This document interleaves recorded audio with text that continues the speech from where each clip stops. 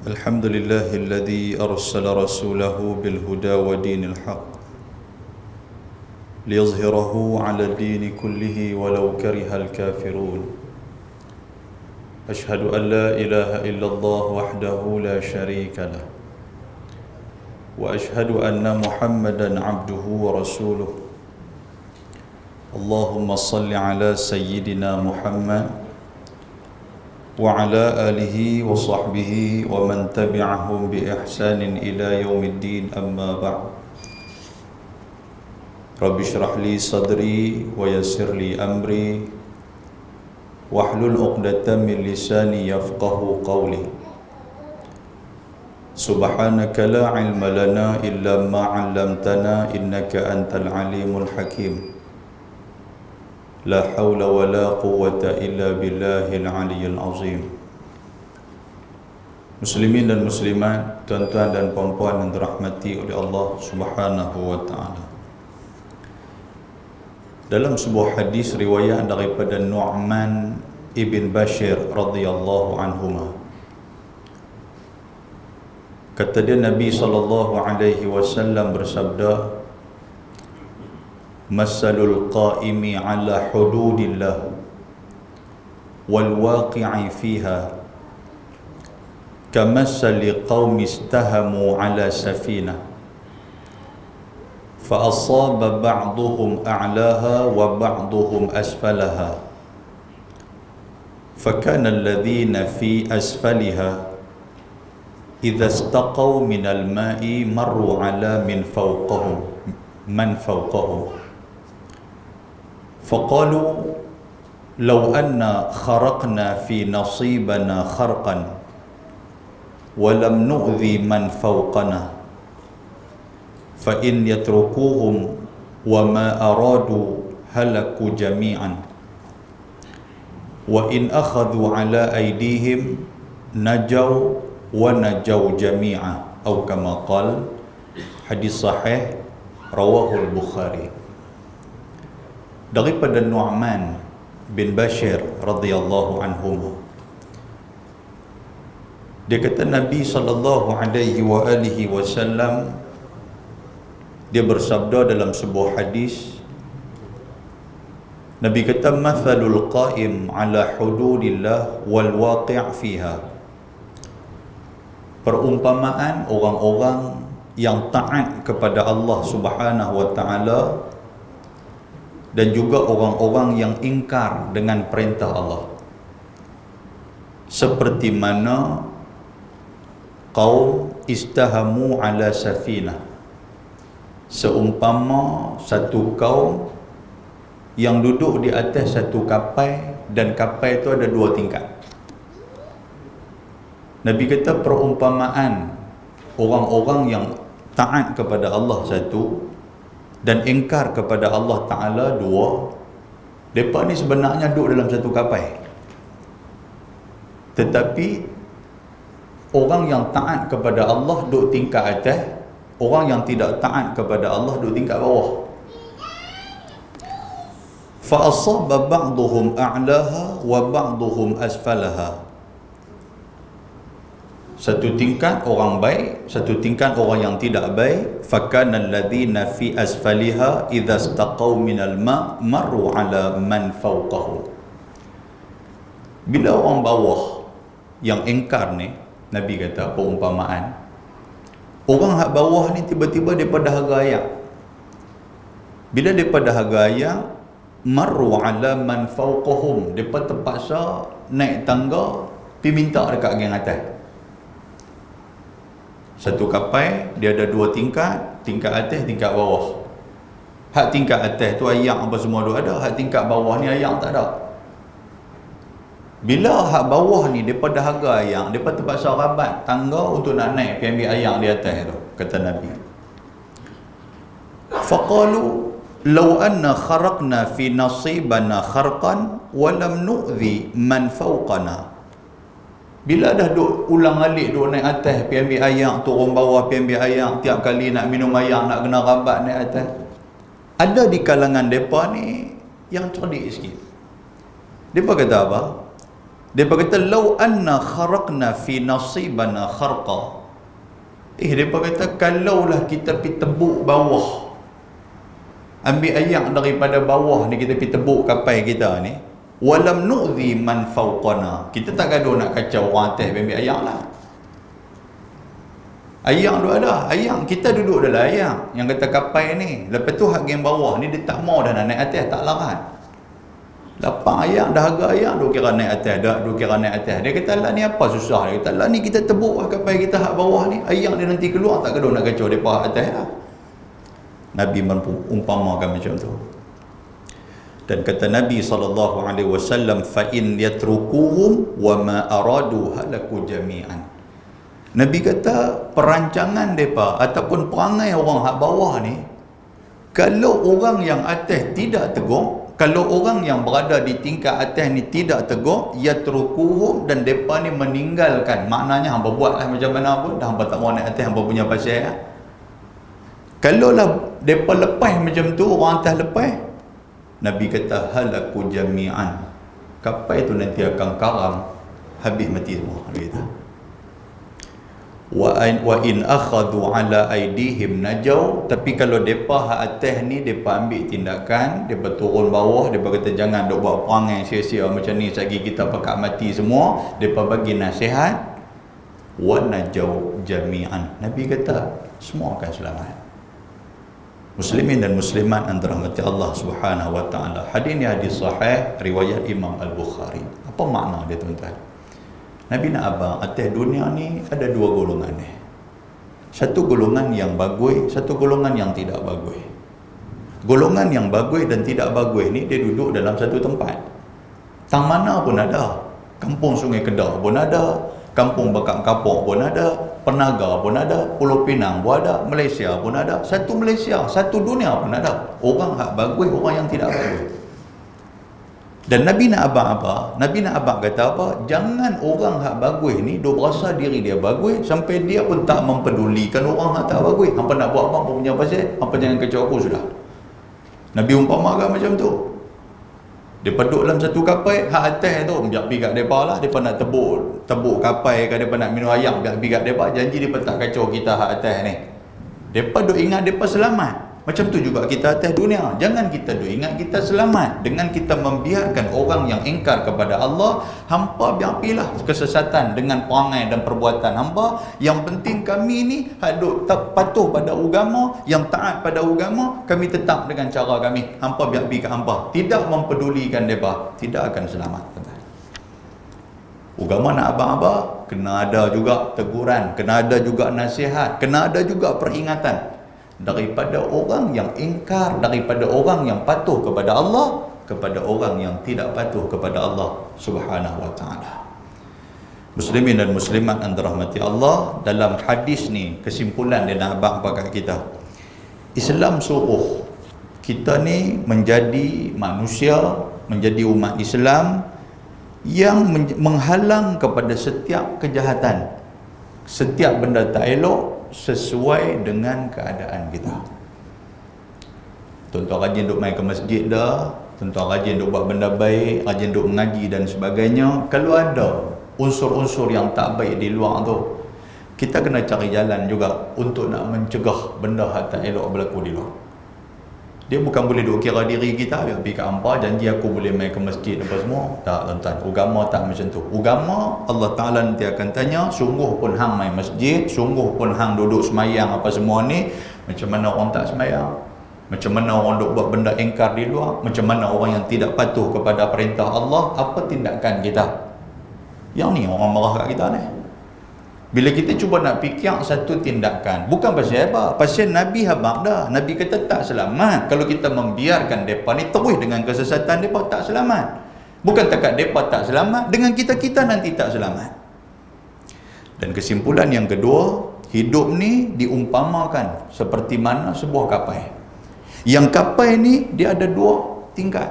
Satu tingkat orang yang ingkar, satu tingkat orang yang patuh kepada perintah Allah Subhanahu wa ta'ala.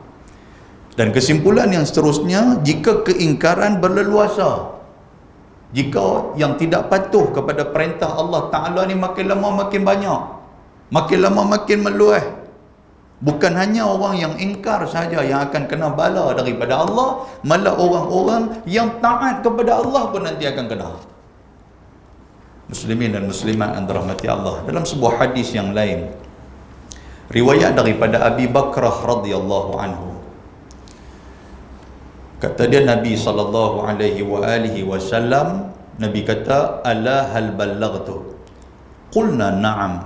Qala Allahumma shahad falyuballighi syahid al-ghaib fa innahu rubba muballigh yuballighuhu man huwa aw'a lahu, atau kama qala, hadis sahih rawahu al-Bukhari. Daripada Abu Bakrah radhiyallahu taala anhu, dia kata menjadi perangai ataupun sifat Nabi sallallahu alaihi wasallam ketika mana Nabi dia merancang dan Nabi mengamalkan teguran dan nasihat ke atas orang-orang yang ingkar kepada perintah Allah. Ni perangai Nabi ni. Bila Nabi dah buat macam tu dah, apa Nabi akan kata? Nabi akan angkat tangan. Nabi akan bertawakal kepada Allah. Apa kata Nabi? Allahumma hal ballaghtu? Ya Allah, tidakkah aku telah melaksanakan perintahmu? Tawakal, tuan-tuan sekalian. Yang tu kena ada. Kemudian Nabi membacakan doa Allahumma shahad, ya Allah saksikanlah. Saksikan apa? Asyahidu al-ghaib, orang yang menyaksikan. Aku dah tegur dah orang-orang yang ada di hadapan aku dan orang yang tidak ada di hadapan aku. Maknanya tuan-tuan, tawakal kepada Allah Subhanahu wa taala itu yang penting ketika mana kita cuba melaksanakan yang dikatakan amar ma'ruf nahi mungkar. Dalam sebuah hadis yang lain, riwayat daripada Huzaifah ibn Yaman radhiyallahu anhu, dia kata Nabi sallallahu alaihi wasallam bersabda, walladhi nafsi biyadihi la ta'muruna bil ma'ruf wa la tanhau 'anil munkar aw la yushikanna Allahu an yab'atha 'alaikum 'iqaban min summa tad'unahu fala yastajibu lakum, atau kama qala, hadis hasan rawahu Tirmizi. Pasal apa tuan-tuan kita duk gelut nak tegur orang suruh buat baik? Pasal apa masjid duk gelut sangat nak buat program-program bagus ni? Pasal apa tuan-tuan sekalian kita dinasihat oleh orang jangan duk buat benda-benda jahat? Pasal apa? Pasal apa kena ada kumpulan-kumpulan hak duk yang kita ni duk rasa depa ni bagus ni? Alah hang ni tu sudah buat bagus dah, duk tegur orang ni. Hang jaga tepi kain hang sudahlah. Kami nak buat apa biar pikir kami lah.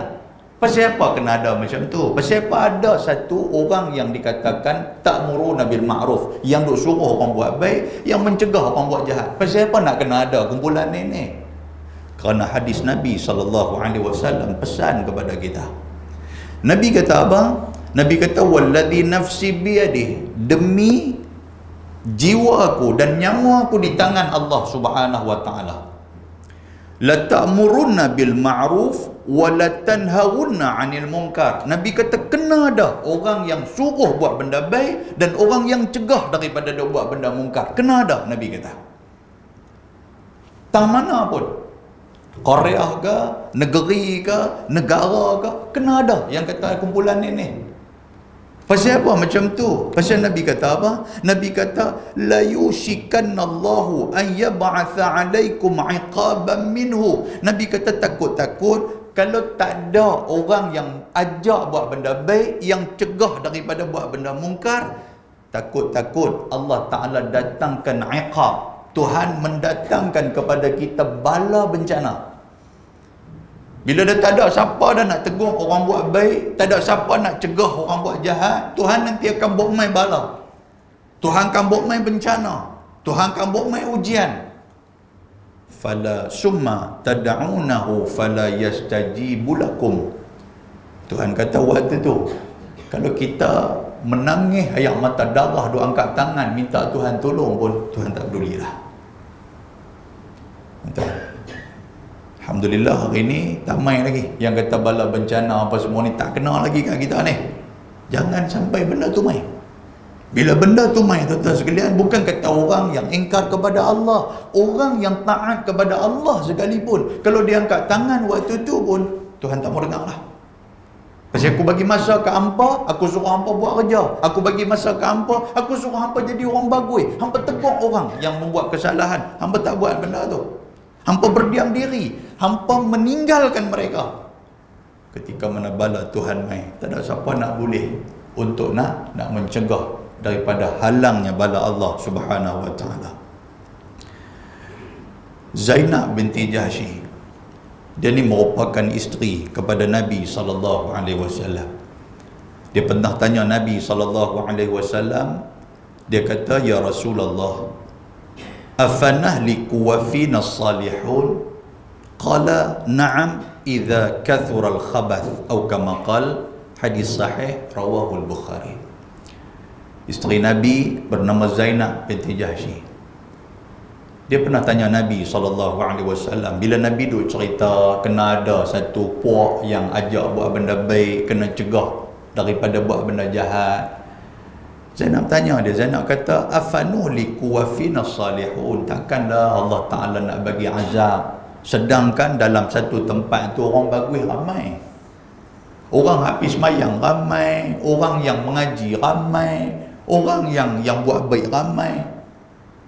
Nabi kata, Zainab tanya Nabi, takkanlah Allah Ta'ala nak azab? Kesianlah ni hak mana tak bersalah ni. Mereka bukan buat salah pun, mereka tak buat salah, tapi takkan bila Tuhan buat main azab dengan mereka pun kena. Apa jawab Nabi SAW? Nabi kata, na'am. Nabi kata, bila azab Tuhan main, Nabi kata, dengan orang-orang hak mana yang saleh pun nanti akan kena. Pasal apa macam tu? Idza kathural khabas, apabila berleluasanya kejahatan sehingga tidak mampunya orang-orang yang saleh ni nak tegur.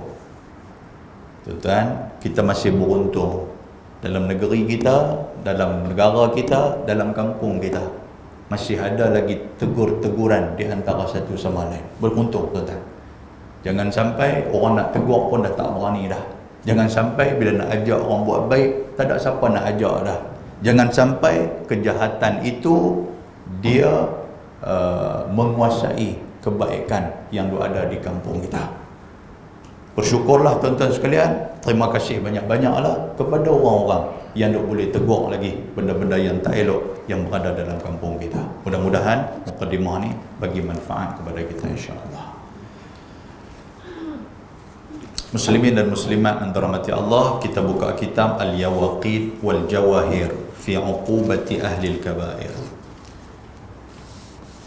Kita duduk dalam muka surat 5 dan kita masih lagi berada dalam bab yang pertama, iaitulah fi uqubati tariki salat, iaitu bab pada menyatakan uqubah ataupun siksa ataupun azab ataupun hukuman kepada orang-orang yang meninggalkan salat. Tentu buka muka surat 5. Dia duduk dalam baris yang ketiga daripada atas. Betul ya? Qala al-musannif rahimahullahu ta'ala wa nafa'ana bi'ulumihi fid daraini amin. Baik. Dia kata adapun tu dalam kurungan tu. Adapun seksanya, yakni orang yang akan dikenakan seksa ketika mana meninggalkan sembahyang. Kan kita dah cerita dah sebelum daripada ni seksa orang yang meninggalkan sembahyang dan sebagainya. Dia kata adapun seksanya pada ketika bertemu dengan Tuhannya, yakni Allah Ta'ala akan memberikan seksa kepada orang-orang yang ketika mana bertemu dengan dia. Bila bertemu dengan Allah Ta'ala tu, iaitu apabila pecahlah sekalian langit, maknanya hari kiamat. Pecah sekalian langit itu adalah gambaran kepada kita nak abang apa, bila mai hari kiamat, langit yang kita duk nampak kukuh nanti pun hancur, jatuh berkecil-kecil. Bumi yang kita duk nampak kukuh ni pun dia akan terbelah, dia akan dijadi gempa. Tuan-tuan rajin duk baca surah apa? Al-Zalzalah. Kan? Iza zulzilatil ardu zilzalaha. Tu di antara tu baca surah tu. Bila Allah Ta'ala goncangkan bumi ni segoncang-goncangnya, wa akhrajatil ardu asqalaha, akan terkeluar dah, akan terborai lah apa yang ada dalam perut bumi ni. Kan? Tuhan sebut kan tu. Lepas tu Allah Ta'ala sebut lagi Al-Qari'atu mal-Qari'ah. Kan surah Al-Qari'ah juga cerita bab kiamat. Itu semua surah-surah ayat-ayat lazim, ayat kebiasaan kita duk baca pendek tuan-tuan sekalian. Tuan-tuan pun anak-anak bagi handphone, ataupun tuan-tuan pun lah baru lepas mengerat ni pergi beli handphone baru kan, dalam tu ada application Al-Quran, ada terjemahan, buka tengok kan, cari balik. Tadi ustaz dia sebut Al-Qari'ah, aku nak tengok apa makna Al-Qari'ah ni kan. Kita tengoklah cerita tentang hari kiamat, apa nak jadi tuan-tuan sekalian. Tuhan sebut Al-Qari'atu mal-Qari'ah wa ma adraka mal-Qari'ah yauma yakunun nasu kal farashil mabsus. Pada hari itu yang kata manusia ni kan bertebaran, lari dan sebagainya. Manusia ni serupa dengan orang kata apa, daun-daun yang dimakan ulat dan sebagainya. Wa takunul jibalu kal ainil manfush. Waktu tu bila dihancurkan bumi kita ni, yang kata jibal, yang kata gunung ganang ni, dia akan jadi seperti mana manfush. Manfush ni apa? Iaitulah bulu yang ditiup, bulu ayam kan, kena tiup dia naik berkabur lagu tu. Kita duk nampak ni yang gunung ganang, nampak serupa dengan pasak bumi, nampak serupa kukuh ni. Bila mai hari kiamat digoncangkan oleh Allah Ta'ala, nanti dia akan terbang di atas langit ni, yang kata, yang dikatakan gunung-gunung ni. Kita duk nampak tu dia gunung Bukit Bendera tu pun terangkat, kita duk nampak macam tu.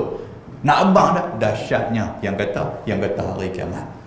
Dan bukan takat tu ya, bukan takat dahsyat yang kata dunia ni digoncangkan oleh Allah Ta'ala, malah orang-orang yang bertemu dengan Allah Subhanahu Wa Ta'ala yang tidak menunaikan solat, apa akan jadi kepada dia? Dalam ni dia kata apa?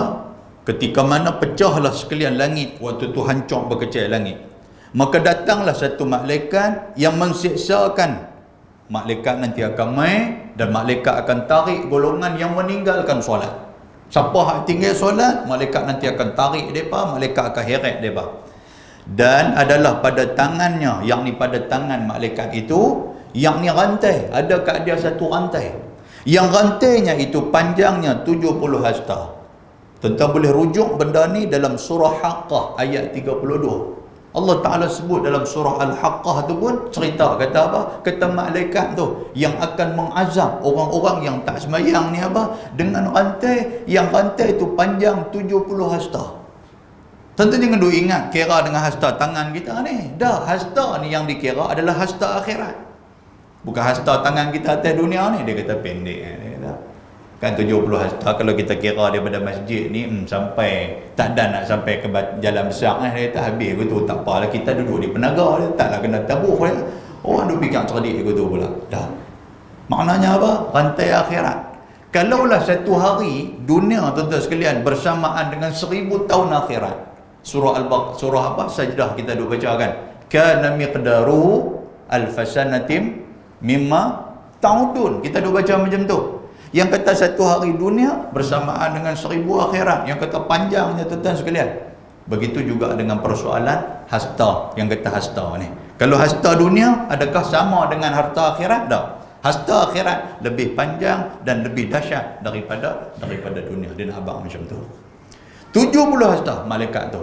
Maka menaruh ia akan dia pada tengkuknya. Mula-mula sekali dia balut tengkuk kita tuan-tuan sekalian. Tengkuk ni bukan kita dia balut serupa dengan rantai emas, kalung emas tu. Dia jerut tengkuk kita tu dengan rantai tu.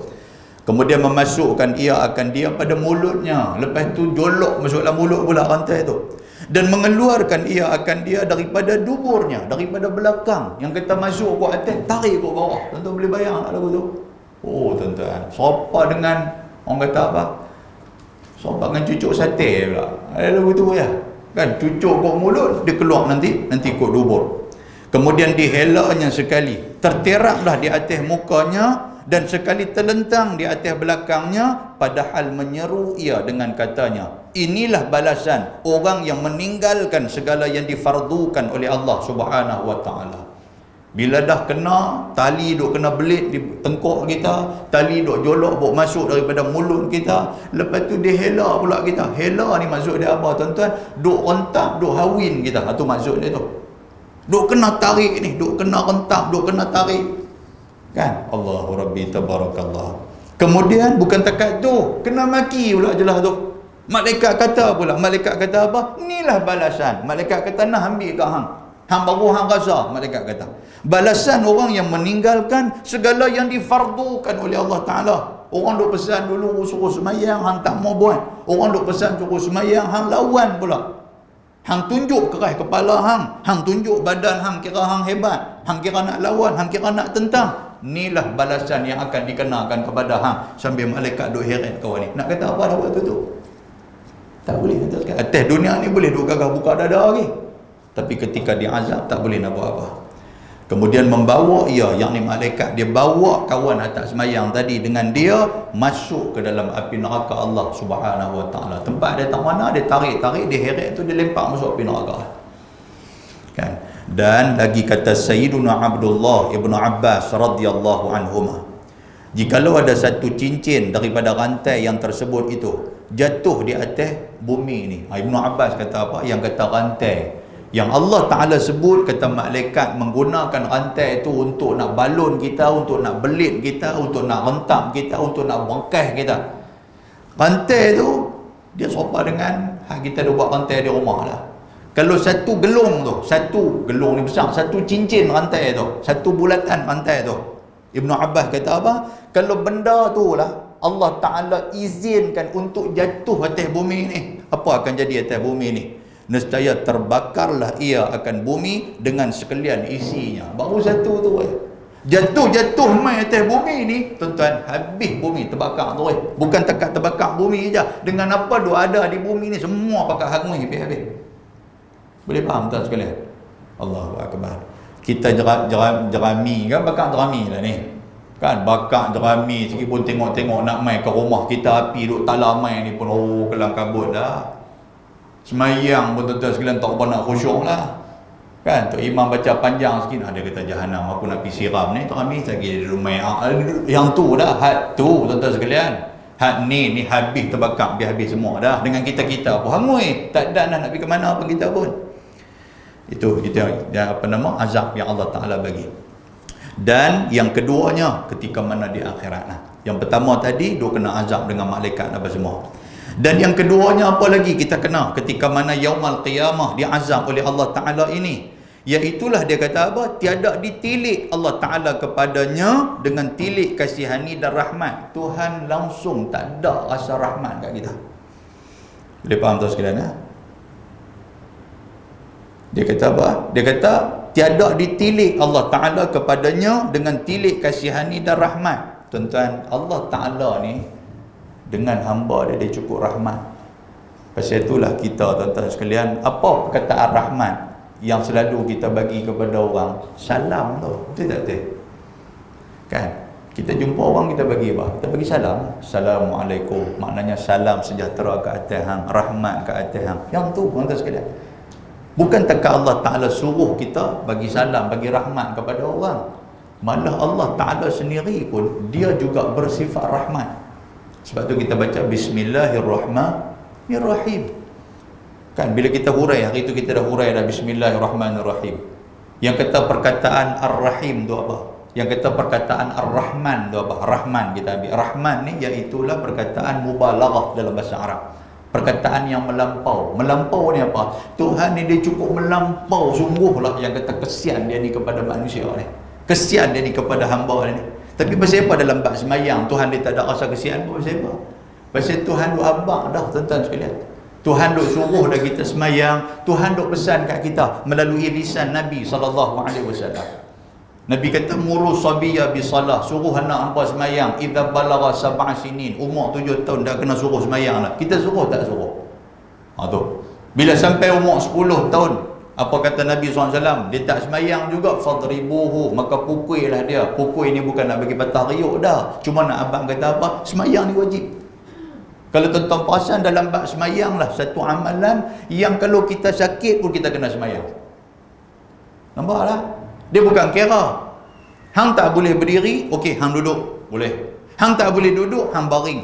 Hang tak boleh baring, hang semayang mengiring. Hang tak boleh mengiring, hang semayang macam mana berbaring. Ini hang gunalah isyarat apa semua ni.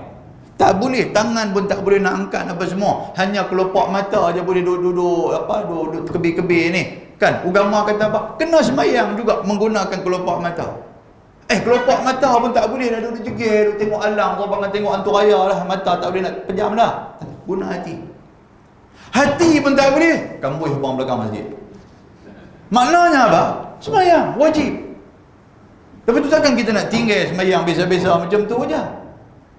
Dan amalan semayang juga tuan-tuan sekalian, yang kata besarnya, yang kata tingginya amalan semayang ni, Nabi SAW pinai bertemu dengan Allah Azza wa Jalla dalam peristiwa Isra Mi'raj. Bukannya Allah Ta'ala bagi melalui perantaraan Jibril pergi bagi kat Muhammad Ustaz. Lepas tu suruh Muhammad, suruhlah umat-umat dia semayang. Bukan mudah macam tu. Nabi pinai pergi atas. Nabi pinai bertemu dengan Allah sehingga akan diberikan kefarduan semayang. Nak apa? Tingginya dan juga besarnya yang dikatakan kefarduan solat ni tuan-tuan. Allah, kalau kita tinggal cukup cedera dalam kehidupan kita, cukup cedera. Bila Allah Ta'ala tak tengok kita dengan pandangan kesian, Tuhan tak tengok kita dengan pandangan rahmat, tuan-tuan, nak buat apa lagi waktu tu? Sedangkan banyak hadis Nabi SAW sebut apa? Allah Ta'ala ni, dia bagi rahmat kepada siapa yang dia kehendaki. Ada sebuah hadis, mungkin kita pernah baca di sini dulu, mengenai Bani Israel, yang Nabi cerita tentang dua adik-beradik ni. Hak satu ni, dia ni mujtahidun fil ibadah, dia ni cukup rajin beribadah. Manakala hak seorang lagi ni mudnib, dia ni kaki duk buat benda-benda dosa ni. Bila abang dia duk tegur dia pun sudah naik marah satu hari, kan dia kata ke abang dia kata khallini, dia kata tinggal aku, dia kata. Hang kira duk tegur aku, awak ingat bagus sangat, dia kata. Abang dia pun bila dah duk tegur, adik dia ni duk melawan macam tu, abang dia kata apa? Abang dia kata Allah Ta'ala tak nak ampunkan hang jangan duk harap syurga menjadi milik hang. Abang dia sudah terlepas cakap. Bila abang dia sudah terlepas cakap, lepas daripada tu, kata Nabi SAW, Allah Ta'ala mematikan daripada orang ni. Lalu dibawa di hadapan Allah, daripada berdiri depan Allah Ta'ala. Tuhan tanya kepada abang dia yang mujtahidun fil ibadah, abang dah kaki ibadat ni. Tuhan tanya dia, hang nak jadi aku ke? Tuhan kata. Hang duk kata Allah aku tak ampunkan dia ni, hang duk kata aku takkan masukkan syurga ke dalam dia ni. Syurga hang pegang ke? Tuhan kata. Nampak tuan sekalian? Sebab nak abang apa kat kita buat amal ibadat pun jangan kita duduk menerakakan orang. Itu istilah lah ni. Kan? Walaupun kita ni kaki ibadat apa semua, kita duk nampak apa ni neraka belakang ni. Jangan macam tu. Tak boleh. Sebab neraka syurga bukan hak kita. Hak kita ni apa? Mendoakan dia. Kalaulah kita duk rasa dia ni neraka ni, apa tugas hang? Tugas hang mendoakan dia jangan masuk api neraka. Biar sama-sama kita masuk dalam syurga. Tuhan kata apa kepada muznib, kepada adik dia ni? Tuhan kata birahmati, dengan rahmat aku. Nampak tak sekalian? Dengan rahmat aku, idhab ilal jannah. Lah ni hang pergi masuk dalam syurga. Cemeh dia boleh syurga, betul sekalian. Atas dunia semayang apa pun dah, atas dunia judi duk main, atas dunia benda jahat semua dia buat. Tiba-tiba Tuhan kata apa? Dengan rahmat aku. Ni aku nak bagi rahmat kat hang, hang pergi masuk dalam syurga. Allahu Akbar. Lepas tu dia kata mujtahid pula, dia kata kawan hang ibadat tadi ni. Hang duk rasa kata hang tu bagus, hang duk rasa kata hang tu memegang kunci syurga apa semua, hang idhab ila nar. Hang ni hang pergi masuk dalam neraka. Tuan-tuan, yang ni yang kita takut ni.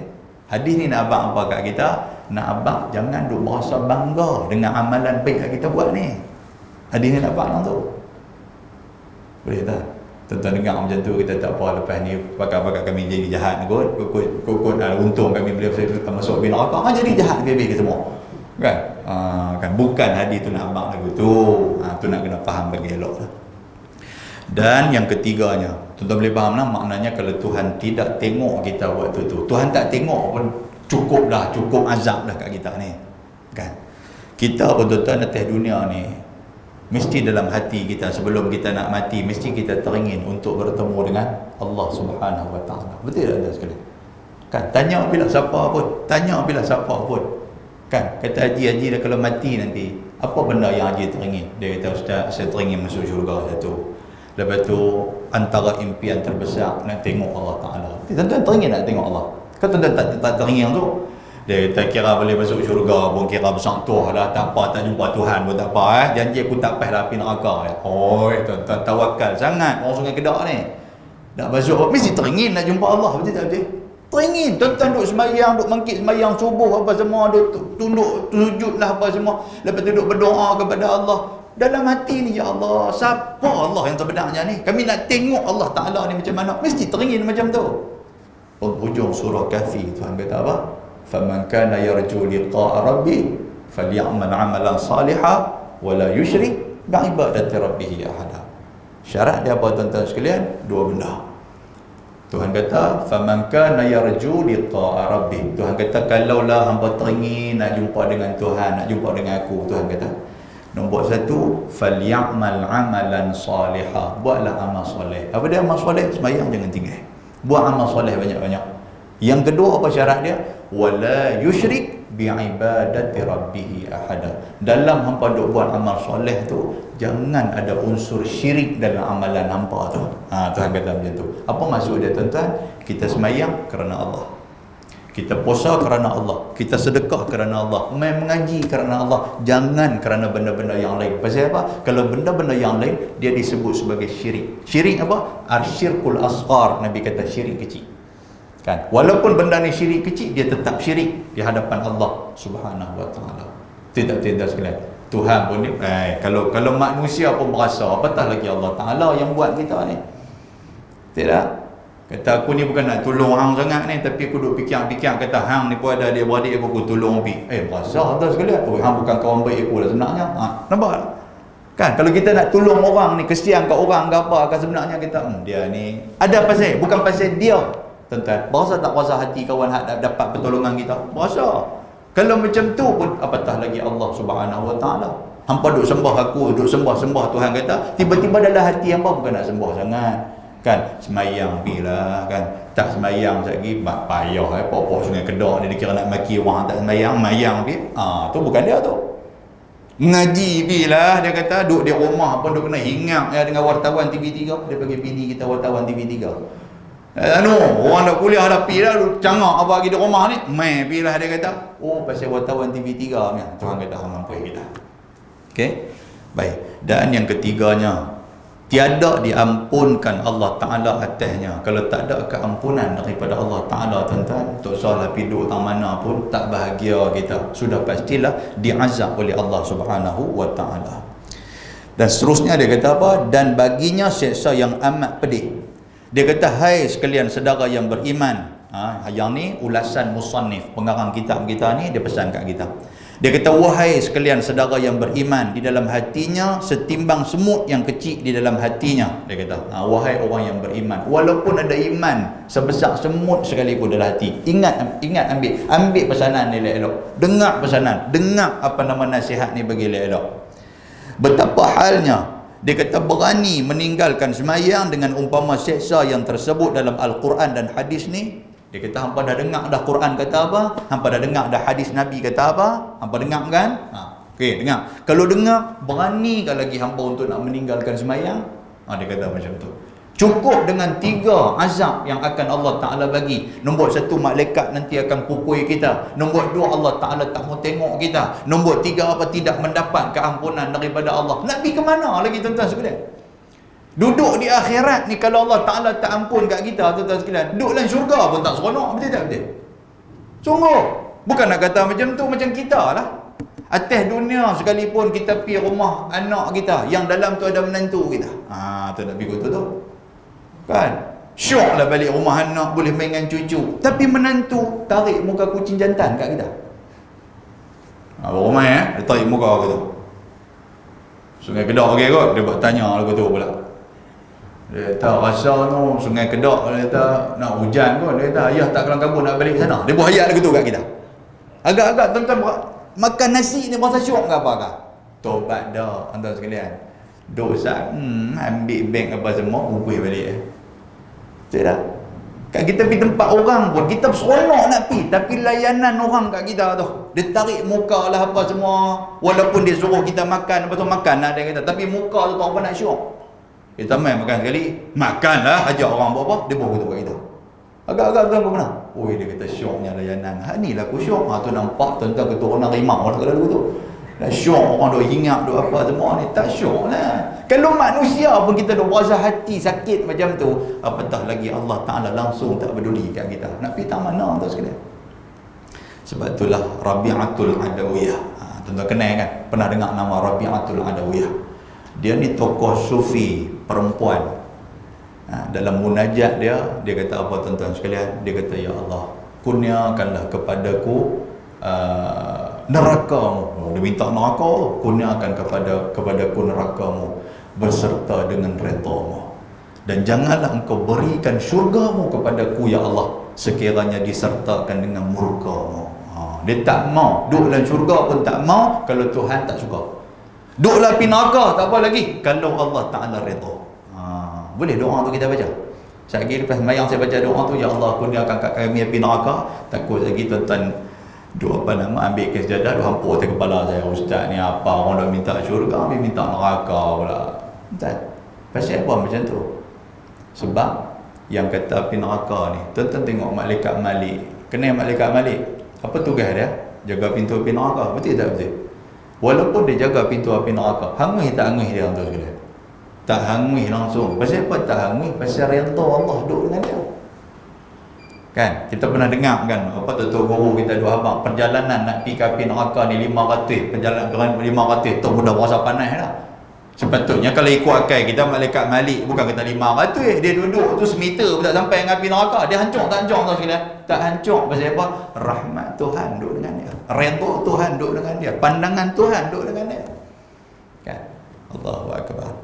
Baik, dan dia kata di sini tiada seorang pun yang berani meninggalkan sekalian yang difardukan oleh Allah Ta'ala melainkan orang yang tiada empunya imannya. Kalau duk tinggal juga duk dengar azab ni, maknanya dia tidak ada iman kepada Allah Subhanahu Wa Ta'ala wal-ayazubillah.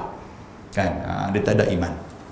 Maka orang yang tiada empunya iman itu kafir. Dia kata mudah cerita, mudahlah. Kalau hampa tak percaya juga apa yang akan Allah Ta'ala bagi ke hampa ni, orang kafir yang tu aja. Kan tu duduk sembang panjang-panjang lah, tu duduk buka kitab besar-besar lah. Nak abang kata apa? Nak abang kata kalau hang tidak beriman kepada Allah, lepas hang tak percaya kepada azab Allah Ta'ala, hang buat tak reti saja dengan ancaman yang akan Allah Ta'ala bagi, orang kafir yang tu aja. Tu duduk panjang-panjang duduk sembang aja. Dia abang macam ni. Dia kata bukannya orang Islam, dia kata jangan duk anggap dia ni orang Islam. Pasal hang duk melawan apa yang Allah Ta'ala suruh. Hang tak mau buat benda yang Allah Ta'ala suruh. Kerana tiada dibezakan antara orang yang Islam dengan orang yang kafir. Tak ada beza. Sebab Nabi pun sebut. Nabi kata apa? Al-farqu, antara perbezaan orang yang orang Islam dengan orang kafir, tarkus salah, meninggalkan sembahyang. Tak ada beza. Boleh faham tak sekalian? Allah. Kalau kata bagi salam, orang bukan Islam pun pandai dah bagi salam. Betul tak? Kan tuan-tuan kerja duk pergi apa nama? Dulu ni ramai lah orang duk pergi kedai apa? Kedai apa kata? Kedai apa di belah Penaga ni? Kedai Atak ke apa? Agong ke apa? Kan lah ni jadi Agong lah ni kan? Kan duk pergi. Dia pun, Haji, Assalamualaikum. Dia bagi salam pula kat kita. Kata hang jangan macam-macam, kata hang ni orang bukan Islam. Dia kata apa tak apa, bagi salam sudah lah. Kata beza dia apa tuan? Dia tak semayang, kita semayang yang tu ya. Kalau dengan kita pun tak semayang jahanam. Kalau kata puasa, tuan orang bukan Islam pun puasa lah ni. Kan? Depa puasa, depa ada nazar depa tu. Malah depa puasa lagi teruk pada kita. Kan? Allahu akbar. Puasa macam-macam tuan. Kita pula dah jadi haru biru pula. Kita pula pergi suruh depa pula pergi beli nasi kat kita waktu bulan puasa. Karut betul kita ni. Inilah nasihat dia kata yang hamba sebutkan dia pada sekalian saudara yang Islam. Kan? Syekh ni kata apa? Dia kata ramai dah kalau aku jumpa orang Islam, aku akan sebut nasihat ni. Apa dia? Janganlah sekali-kali meninggalkan sembahyang. Janganlah sekali-kali meninggalkan zakat. Janganlah sekali-kali meninggalkan puasa Ramadan dan haji ke Baitullah jikalau kuasa berjalan kepadanya. Syekh ni dia kata pesan nak ni elok-elok. Kalau boleh kita pesan kepada anak-anak kita, kita pesan kepada kawan-kawan kita. Apa dia? Jangan tinggal sembahyang. Yang tu sudah lah. Kan? Kita dah jumpa dengan kawan apa semua. Ya, mungkinlah kot kawan nak pergi haji ke, kawan nak pergi buat umrah ke, ataupun kawan dia nak pergi rumah anak-anak dia ke, apa nak pergi duduk sebulan dua di sana tu. Jadi kita pun jumpa, aku jalan, kita kata ni aku minggu depan aku nak pergi rumah anak aku, mungkin 2 bulan kot. Tak apalah, hang nak pesan apa mai kat aku, hang jangan tinggal sembahyang. Yang tu cukup lah. Ni pesan apa? Tak apalah kalau hang pergi okey lah juga. Ni benda hang ni sebab nak ambil padi apa semua ni, aku boleh tolong kau boleh aku makan atas angin juga sikit. Yang tu kita pesan. Itu tak tentas sekarang. Jangan duk nakal gitu. Pesan yang tu lah. Jangan tinggal sembahyang, jangan tinggal puasa, jangan tinggal zakat, jangan. Kalau dah boleh kemampuan pergi haji, pergilah haji. Yang tu kita pesan. Kan tambah kita pula lah ni tuan-tuan sekalian, kalau dia boleh melawak betul lah. Haji kaya semua dah haji ni, kata ni semayang cantik, puasa okey, zakat boleh bawa keluar, pi haji tak apa nak mau lagi ni pasal apa, tapi lah kita pesan aku tu lah. Duk tunggu apa lagi? Takkan nak tunggu Abrahah ditarik mai Kaabah mai Sungai Kedah baru nak buat pi haji kot pula. Lebih bahaya dah tu, bergaduh pula di Sungai Kedah ni. Kan? Kerana agama Islam yang diperbuat oleh Allah Subhanahu Wa Taala itu dengan 5 perkara. Pasal Islam ni tuan-tuan sekalian, antara asas kepada Islam yang kata rukun Islam tu, dia kata 5 perkara. Seperti yang tersebut di dalam hadis Nabi sallallahu alaihi wasallam. Nabi kata bunyal Islamu ala khamsin. Syahadati an la ilaha illallah wa anna Muhammadar Rasulullah wa iqamis salah wa ita'iz zakah wa shaumi Ramadan wa hajjil bait man istata'a ilaihi sabila. Yakni kata Nabi SAW, diperbuat Islam itu atas 5 perkara. Maknanya Islam tu atas 5 perkara. Yang pertama, mengucap 2 kalimah syahadah. Tuan-tuan, ucap kalimah syahadah ataupun ramai orang yang terbalik kuang ya. Tahu terbalik kuang? Terbalik kuang tu bukan pergi matang kuang. Atau nak kena faham gila tu. Cara mengucap tu. Kan cara mengucap tu. Cara ucapan yang betul, asyhadu alla ilaha illallah wa asyhadu anna Muhammadar Rasulullah. Betul-betul. Berapa banyak di kalangan kita tu asyhadu. Betul tak betul? Asyhadu an la ilaha illallah wa asyhadu anna Muhammad dan Rasulullah. Ada 2 pula Muhammad dan Rasulullah. Tu pun tuan-tuan sekalian nak menikah tak sangka dah. Tanya Syekh Mahmud kita. Kalau tanya suruh mengucap, tengok dia tak boleh mengucap tengok duk asyhadu. Kita dengar ya Allah asyhadu kok mana? Ada daripada kecil tu betul ke tu? Ada kita saya duk sebut depan ayah saya, dia tak kata apa pun, duk sebut depan mak tak kata apa pun. Ayah saya putuk imam juga dia marah ke kita pula. Nampak tak sekalian? Benda-benda macam tu nak kena betul tu. Wa asyhadu wa asyhadu anna Muhammad dan Rasulullah. Betul ke? Kita dengar tu bolehlah hati-hati angin pun dah orang nak menikah tengah bagi bila duk kira apa. Tuan-tuan, kalau bagi ni mengucap ni tak apa nak lepas lagi. Kalau ucapan macam tu pun tak apa nak lepas. Apatah lagi dalam sembahyang. Dalam sembahyang ada tak ada benda tu? Ada. Waktu bila? Waktu tahiyat. Kan? Mesti tahiyat waktu nak angkat jari itu asyhadu an la ilaha illallah wa asyhadu anna Muhammad dan Rasulullah. Dalam sembahyang ni, kalau benda tu tak betul, sembahyang sah tak sah tuan sekalian? Syahadat kot. Allahu Rabbi. Tu balik kena muhasabah kan. Bukan kata ni hak kita duduk dalam ni pula. Saya tak mau nak tanya seorang-seorang, tanya pakai bulan depan cerah. Balik lagi sambil dah nak balik rumah tu try mengucap pelan-pelan tengok. Ustaz kata asyhadu. Aku ucap macam mana tu? Asyhadu lagi kawal lah. Itu yang tu nak kena betul bagi elok tu. Pasal apa tuan-tuan? Pasal apa? Saya duk sebut ni, yang ni pun berdasarkan kepada pengalaman kan. Saya dulu waktu PTA dulu, sebelum PTA pun dia duk panggil juga untuk nak buat khusus temuduga khusus kahwin ni. Bila kita dah jadi PTA, kebetulan ada PKP waktu tu, jadi panggil temuduga lah. Panggil temuduga dalam satu slot tu ada 10 orang, ambil sejam setengah. Dia ada 3 slot, daripada pukul 8.30 sampai pukul 1. Lah ni buat secara online. Antara soalan famous yang akan saya tanya kepada semua orang, ucap lah. Nak tanya buat semayang jamak, dia pun tak apa nak tahu. Tanya semayang jamak, tahu dah? Ustaz malu nak apa? Malu, pasal apa? Dah tu cerita bab orang kahwin. Yang tu jimat, bukan jamak. Kata, kita tanya bab semayang jamak ni, dia fikir nak kahwin lah. Lah tu mengucap tengok, dia pun mengucap apa semua, Allahu Akbar. Kan? Bukanlah kata ketak depan kita, dah. Pasal bukan berdepan, dia duduk secara online ni. Dia pun mengucap cara dia. Kita tengok Allahu Rabbi. Kan, baru ni kan, minggu lepas lah, ada seorang minta maaf lah. Kalau dia tengok live, saya minta maaf kat dia. Kan saya pun katalah, takkan tak boleh langsung mengucap nak menikah ni. Dah Ustaz saya ketak, okey lah ni tak apa, tutup kamera. Saya suruh tutup kamera, jangan tengok muka saya. Dah baca. Tu pun terbalik kuang kan. Dia pergi asyhadu tak lepas-lepas tuan sekalian. Bukan tekat tu, suruh terjemah pula. Apa makna yang hang sebut tu? Terjemah apa kelab tu. Kan? Aku bersaksi tidak ada Muhammad apa dia bilang tu. Ya Allah. Tak tahu lah tuan sekalian ya. Kan apa nak jadilah ke masa hadapan ni? Wallahu ta'ala alam. Tapi bila kita duk tanya macam tu, orang marah kat kita. Orang kata apa depa ni duk menyusah, orang nak menikah pun payah. Bukan masalah menyusah, masalah hak basic. Kalau kataan syahadah tu pun tak lepas, macam mana benda-benda hak lain? No, mandi wajib apa semua no. Kan, no benda-benda hak lain yang lagi besar no. Kan, kalau benda ni hak Islam ni pun hang tak lepas. Tentang pasal apa perkataan yang amat penting? Mengucap 2 kalimah syahadah ni penting pasal apa? Karena yang pertama sekali apa nak abang kat kita, membezakan di antara kita dengan orang bukan Islam. Membezakan, nombor 1. Nombor 2 apa tuan-tuan sekalian? Inilah di antara perkataan yang akan menjamin kita masuk dalam syurga.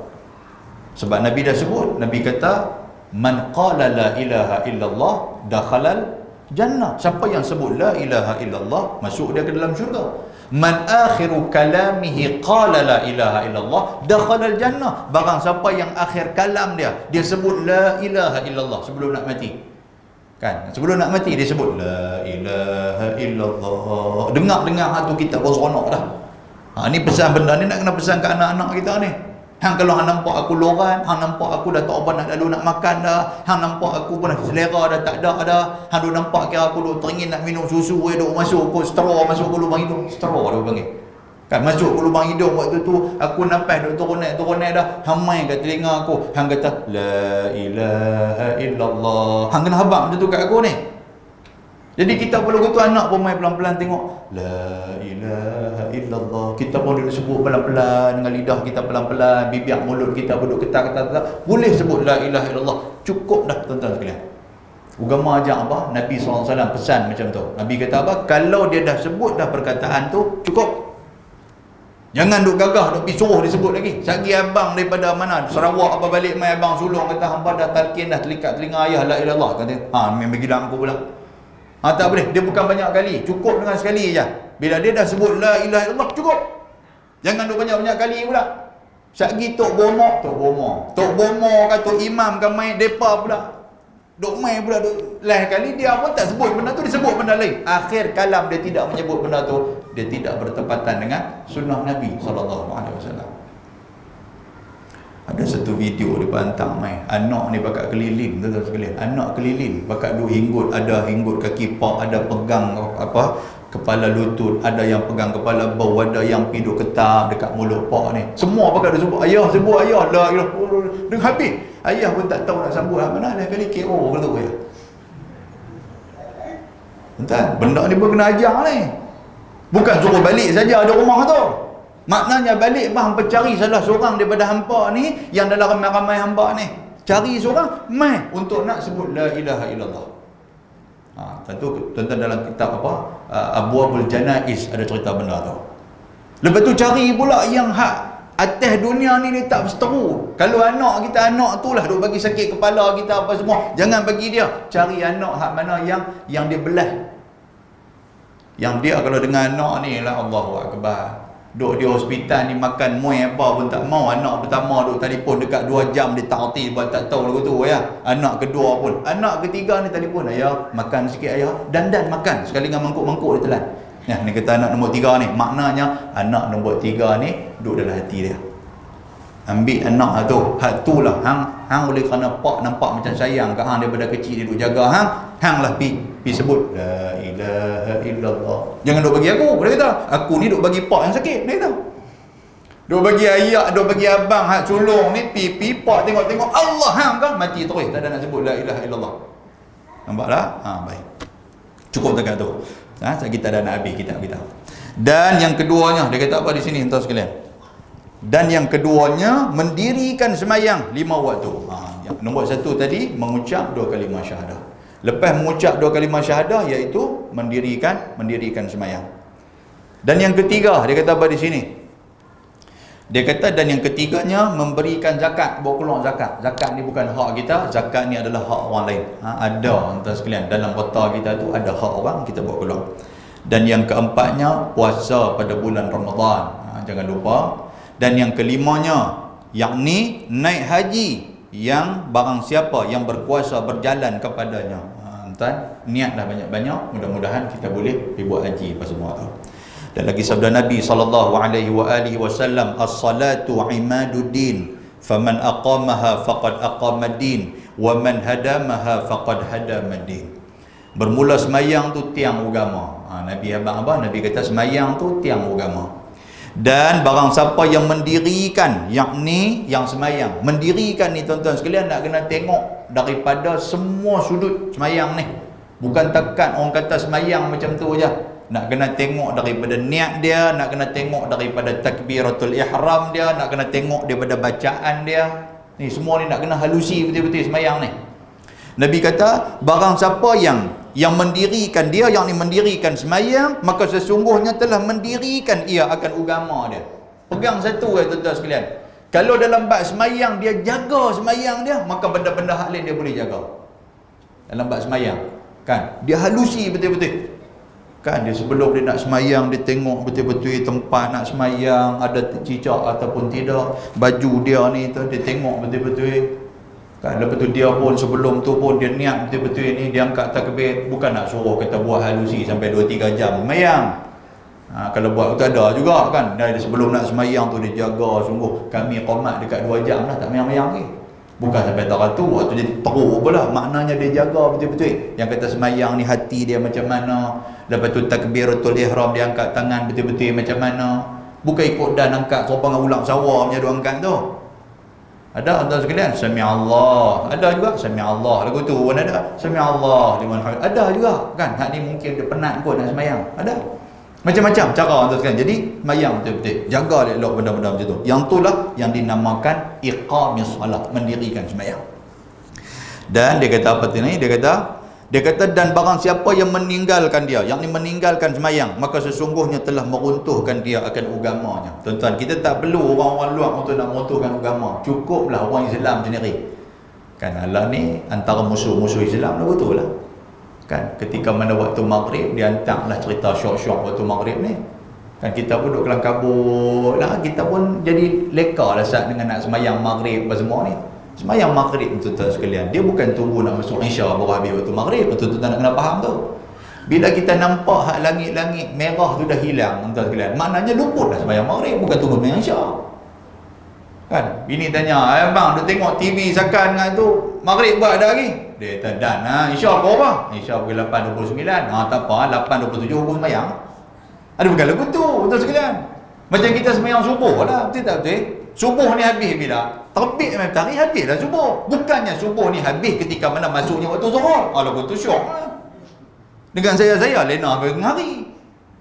Tidak betul kan? Tu waktu-waktu tu. Tu pun nak kena mengaji juga tu. Allahu Rabbi. Okey? Baik. Dan dia kata apa? Dan satu riwayat daripada Rasulullah sallallahu alaihi wasallam bahwasanya bersabda ia, barang siapa yang semayang subuh padahal ia berjamaah di dalam 40 hari. Siapa yang semayang subuh, dia boleh semayang berjamaah 40 hari. Kan? Tiada dilepaskan di dalam satu rakaat sekalipun. Maknanya dia tak mufaraqah. Boleh sempat dia bersama dengan imam. Nescaya disuratkan Allah Ta'ala, yang ni ditulis oleh Allah Subhanahu Wa Ta'ala baginya 2 kelepasan. Dia akan dapat 2 kelepasan. Siapa yang semayang subuh berjamaah ni tuan-tuan. Yang pertamanya, lepas ia daripada api neraka. Nombor 1, terlepas daripada api neraka. Dan yang keduanya itu, lepas ia daripada sifat munafik. Munafik. Kita tahu tanda munafik ni apa tuan-tuan? Hadis yang memang masyhur, ayatul munafiqi salasa. Tanda orang munafik ni ada 3. Idza haddatha kadzaba, wa idza wa'ada akhlafa, wa idza tumina khana. Bila bercakap dia bohong, bila berjanji dia mungkir, bila bagi amanah dia khianat. Cukuplah tuan-tuan kita nak tahu ada tak ada sifat tu dekat kita. Bila benda tu dia jadi biasa dekat kita. Kan? Idza haddatha kadzaba, bila kita berbohong tuan-tuan sekalian, apa perasaan kita? Bohong orang ni apa kita rasa tu? Ish, silap aku pergi bohong depa, aku merasa bersalah. Maknanya tak ada sifat tu. Tapi kalau padan muka depa, baru dia tahu siapa aku, dia kena pembohong baru tahu. Yang tu maknanya munafik, ada sifat tu. Kan? Wa idza wa'ada akhlafa, bila depa berjanji, depa mungkir. Kalau dia mungkiak ni, dia berasa mengkelan lah. Ya Allah, aku berjanji dengan aku berasa tak syok lah. Allah nak buat macam mana, ada benda lain tak boleh nak elak. Dah lah, pasal aku berjanji dengan hang ni, aku jadi tak syok lah. Kalau macam tu tak apa. Maknanya sifat tu tuan-tuan sekalian, dia belum main lagi. Tapi kalau mungkiak buat kerin ni, hang tak main ke? Allah, dia kata aku lupa, tak apa, hari lain kita main. Yang tu tuan sekalian, jaga elok benda tu. Boleh lah. Yang ketiga, wa idza tumina khana, bila bagi amanah dia khan. Khan ni makna apa? Dia khianat. Orang bagi amanah dia bukan buat pun, dia mengkhianati tanggungjawab yang diberikan kepada dia. Dan satu riwayat daripada Rasulullah sallallahu alaihi wa alihi wasallam lagi, wallahu subhanahu wa ta'ala a'lam. Kita tanda dekat tu. Dan satu riwayat daripada Rasulullah bahwasanya bersabda ia, barang siapa yang semayang subuh padahal ia berjamaah, siapa yang semayang subuh berjamaah, dia nak abang apa tuan-tuan? Kelebihan semayang subuh. Sebab Nabi SAW sebut dua semayang. Nabi kata apa? Kalau kita jaga waktu dua semayang ni, kan, kita tidak akan terkena api neraka Allah Subhanahu wa ta'ala. Kan, apa dia tuan-tuan sekalian? Yang pertama salatul fajri, yang kedua salatul asri. Satu semayang subuh, satu semayang asar. Tuan-tuan kata, dua tu ya lohong apa semua tu boleh tinggal kot. Bukan maksud lagu tu. Waktu pun nak kena habang juga. Maknanya kalau dua semayang ni merangkumi semua lah. Nabi nak abang apa? Jaga waktu dua semayang ni. Pasal dua semayang ni kadang-kadang kita suka leka. Tambahlah tuan-tuan sekalian, subuh pula lambat. Betul tak? Kita pun duk relax dulu kot. Relax. Sedang-sedang duha lah. Kan? Jadi yang kedua asar ni. Asar ni pasal kita duduk tagak. Dan kot kan, macam mana kawan-kawan kita duk kerja di di pulau tu. Nak balik main apa semua ni, dan kot kan. Tak apa jam dan duk dan sangkut tu tak jabatan. Bila sangkut dengan asar pun digulung dengan maghrib tu. Jaga benda-benda macam tu. Baik, mudah-mudahan Allah Ta'ala merahmati kita. InsyaAllah nanti kita bertemu lagi pada bulan hadapan. Aqulu qali hadha wa astaghfirullahal azim. Assalamualaikum warahmatullahi wabarakatuh.